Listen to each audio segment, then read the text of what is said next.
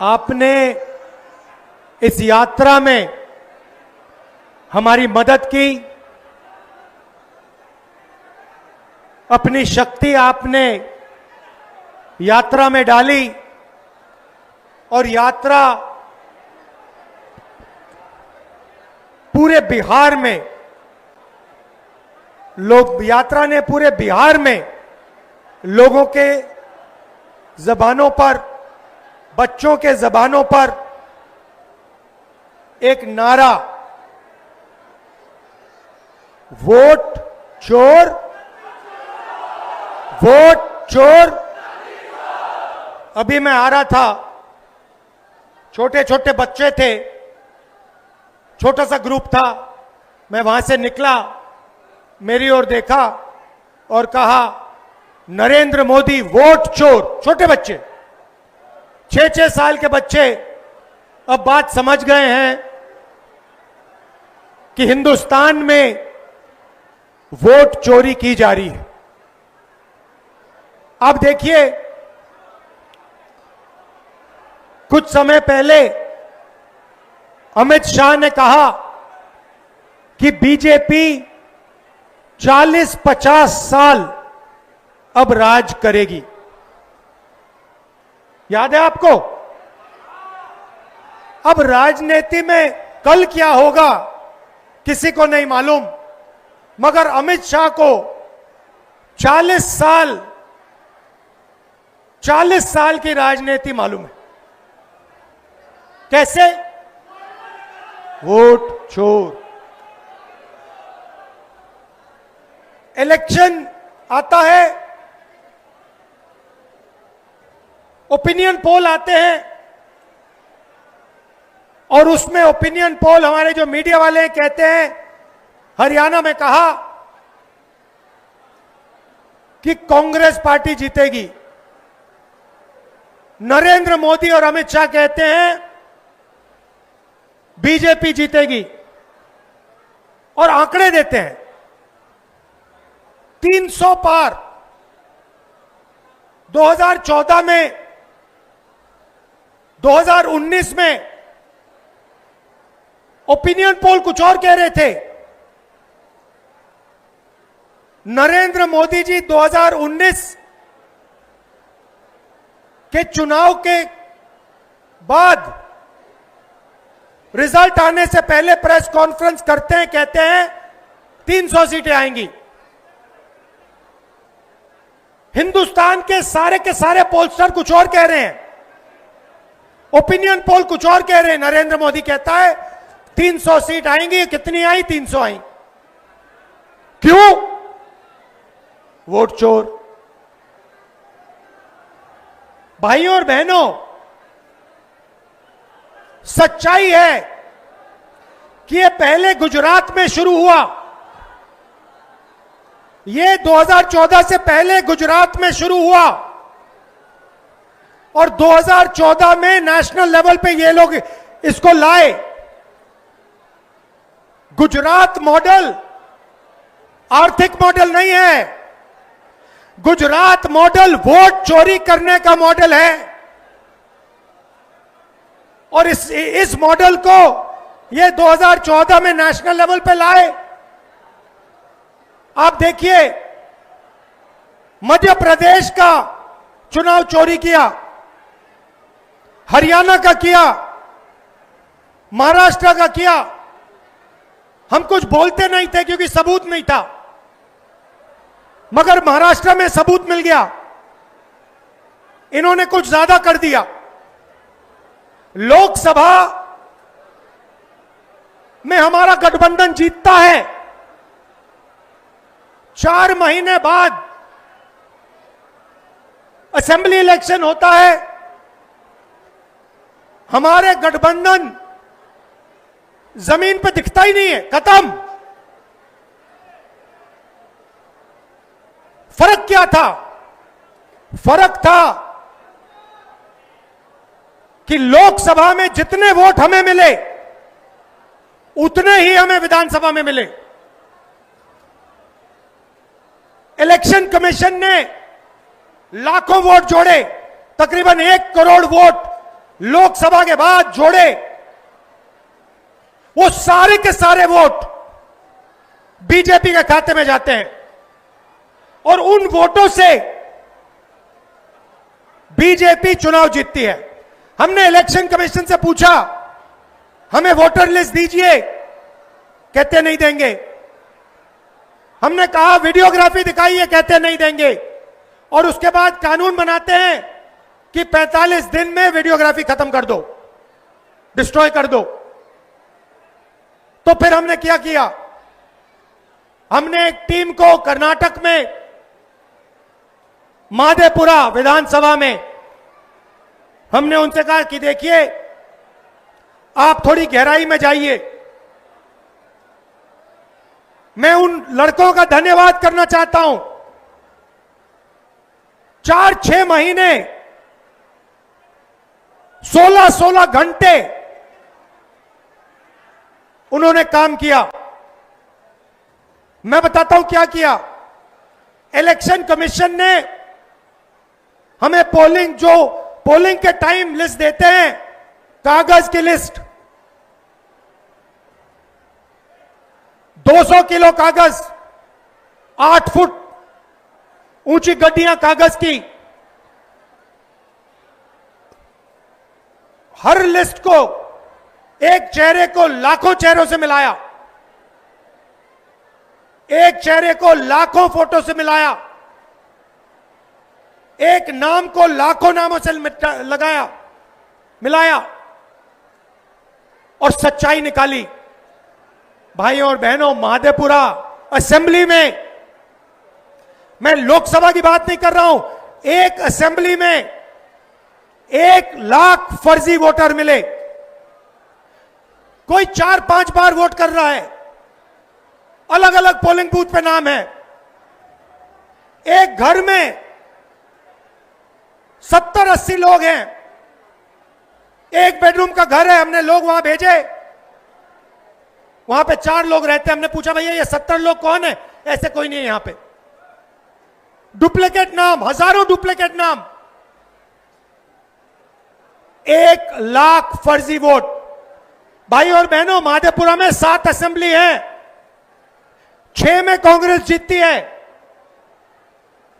जहां पे 1 लाख फर्जी वोट थे, वो सारे के सारे बीजेपी को गए। और एक असेंबली में 1 लाख वोट से बीजेपी जीतती है और पूरी लोकसभा को ले जाती है। भाइयों और बहनों, यह सिर्फ कर्नाटक सेंट्रल में नहीं हुआ है, यह हिंदुस्तान में 70-80 सीटों में किया गया था। और मैं आप इसको स्टेज से बता रहा हूं, हमने काम शुरू कर दिया है। माधेपुरा पहला कदम है। हम आपको दिखाएंगे कि असेंबली इलेक्शन चोरी किए जा रहे हैं, हरियाणा चोरी किया गया, महाराष्ट्र चोरी किया गया, लोकसभा चोरी की गई। हम दिखाएंगे आपको सबूत के साथ, जैसे हमने माधेपुरा में दिखाया, सबूत के साथ हम आपको दिखाएंगे।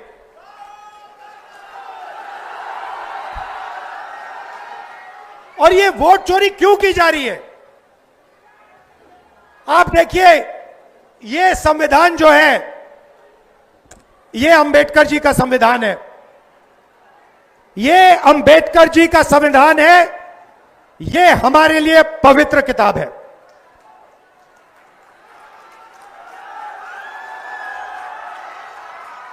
इसको दुनिया की कोई शक्ति नहीं छू सकती है। इसमें लिखा है हिंदुस्तान में एक व्यक्ति को 1 वोट मिलेगा।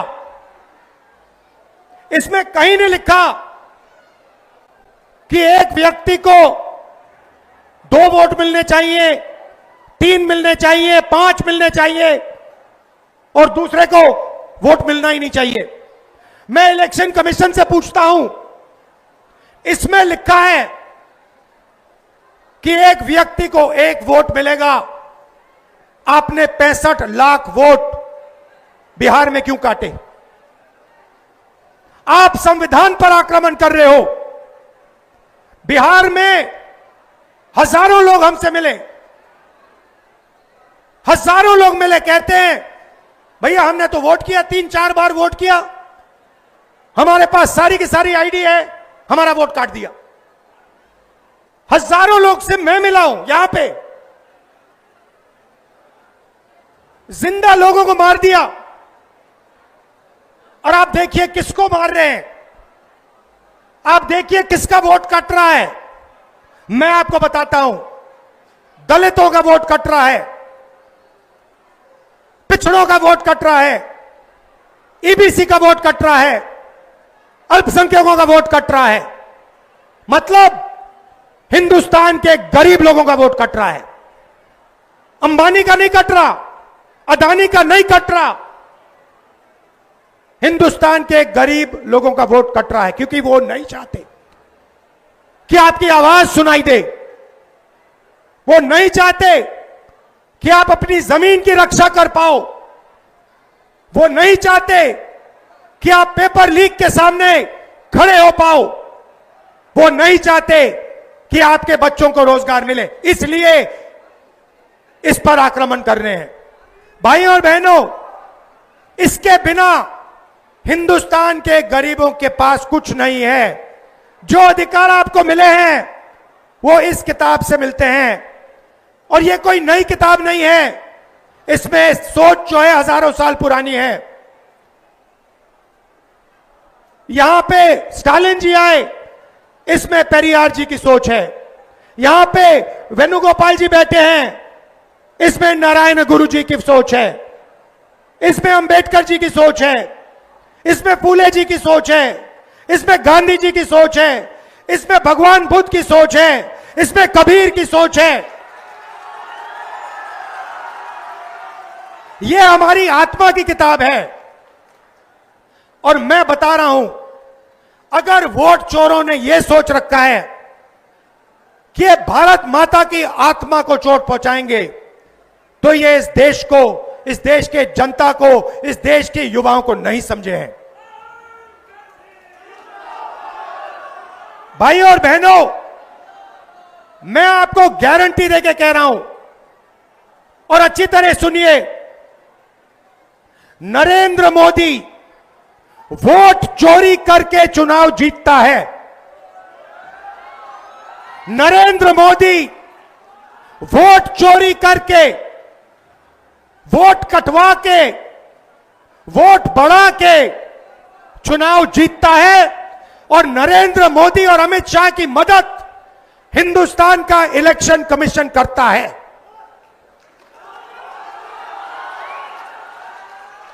और सुनिए, 2023 में जब हमें बात समझ आनी शुरू हुई, जब हमें सबूत मिलना शुरू हुआ, एक नया कानून आता है। लोकसभा में, राज्यसभा में चुप्पे चुप्पे एक नया कानून आता है, पास हो जाता है, किसी को नहीं पता, दिन में पास किया जाता है। पता है क्या कानून था? कानून था कि कुछ भी हो जाए, इलेक्शन कमिश्नर कुछ भी कर दे, उनके खिलाफ कानूनी कार्रवाई नहीं की जा सकती। अब आप मुझे बताओ, ऐसे कानून की क्या जरूरत? अगर ईमानदारी से इलेक्शन कमिश्नर काम कर रहा है, तो ऐसे कानून की क्या जरूरत? भाइयों और बहनों, किसान को पीटकर जेल में डाल देते हैं, मजदूर को 2 जूते मारकर जेल में डाल देते हैं, युवा पेपर लीक के बारे में धरना देता है, लाठीचार्ज होता है, अंदर कर देते हैं, एफआईआर लग जाते हैं। मगर हिंदुस्तान के इलेक्शन कमिश्नर के खिलाफ कोई एफआईआर नहीं कर सकता है, कोई कानून नहीं एक्शन ले सकता है। क्यों? इसका एक ही कारण है, ये लोग नरेंद्र मोदी की वोट चोरी में मदद कर रहे हैं। और वोट चोरी हिंदुस्तान के ईबीसी, दलित, ओबीसी, अल्पसंख्यक और गरीब जनरल कास्ट के खिलाफ आक्रमण है। यह आपको खत्म करने का तरीका है। ये यहां नहीं रुकेंगे। आप ये मत सोचो कि भैया वोट ले लिया तो क्या हुआ। इसके बाद राशन कार्ड जाएगा, उसके बाद जमीन जाएगी। और जो आजादी से पहले समय था जहां आपका अपमान किया जाता था, आपको कोई अपॉर्चुनिटी नहीं मिलती थी, आपको शिक्षा नहीं दी जाती थी, आपके माता पिता, उनसे पूछिए आजादी से पहले क्या होता था।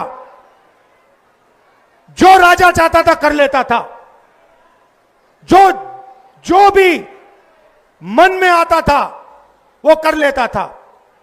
जमीन अच्छी लगी जमीन ले लेता था। यह किताब, इस सोच ने हिंदुस्तान को बदला था और यह एक बार फिर आजादी से पहले के हिंदुस्तान में हमें ले जाना चाहते हैं।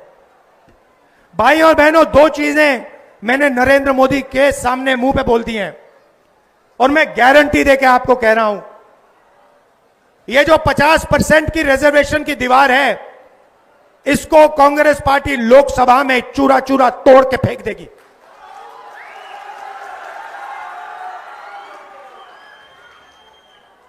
इसका चूरा बना के हम परे कर देंगे। भाई और बहनों, कॉर्पोरेट इंडिया देखिए, मीडिया देखिए।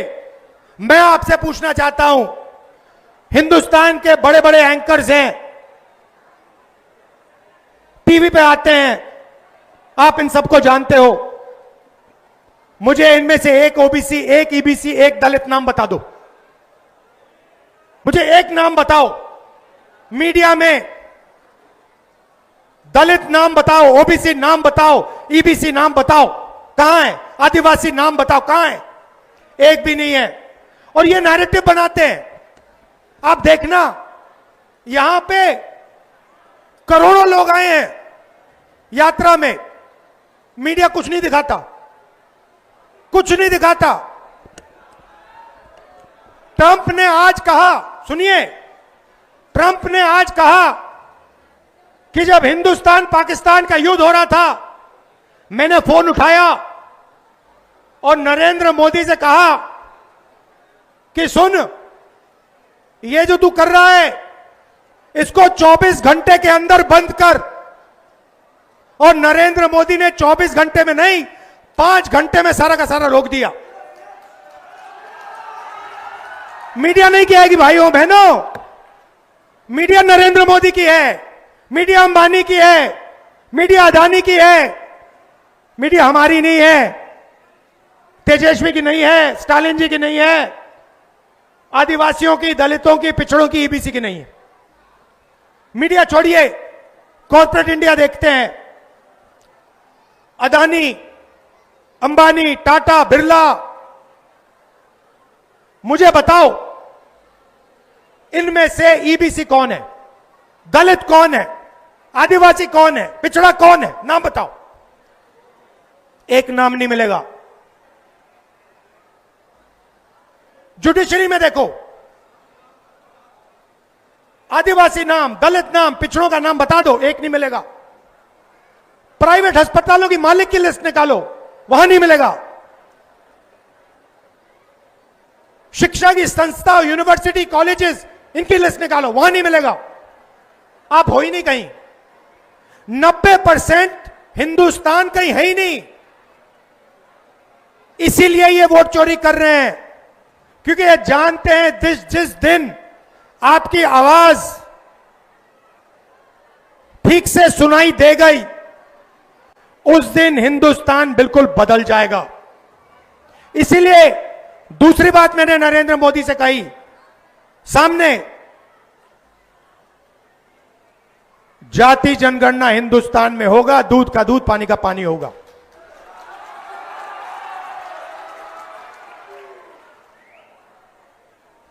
ये जो प्रदेश है, ये क्रांति का प्रदेश है। अंग्रेजों को बिहार ने ही हराया था। चंपारण में बात शुरू हुई थी, वैसे ये जो वोट चोरी की जो आग है ये बिहार में फैल गई है और अब बिहार से पूरे हिंदुस्तान में फैलेगी। आप देखना क्या होता है, क्योंकि पिछले 10 साल से पूरे हिंदुस्तान का बेवकूफ बनाया जा रहा है और हम सबूत के साथ आने वाले समय में आपको दिखा देंगे। जैसे माधेपुरा में दिखाया वैसे आपको हम दिखाएंगे कि पिछले 10 साल नरेंद्र मोदी, अमित शाह और इलेक्शन कमीशन वोट चोरी कर रहे हैं और आपकी आवाज, आपके दिल की आवाज को दबा रहे हैं। आप सब आए, आपने यात्रा की मदद की, आपने हम सब की मदद की। दिल से मैं आपका धन्यवाद करता हूं। आपके बिना, आपकी शक्ति के बिना यह यात्रा शुरू भी नहीं होती। यह यात्रा हमारी नहीं है। आप यह मत सोचो कि यात्रा तेजस्वी जी, भट्टाचार्य जी, साहनी जी, राहुल गांधी हम कर रहे हैं। नहीं, यात्रा आपकी है, आपकी आवाज है यात्रा में। हम आपकी आवाज के साथ खड़े हैं, मगर शक्ति आप में है, ज्ञान आप में है और आप में देश को बदलने की ताकत है।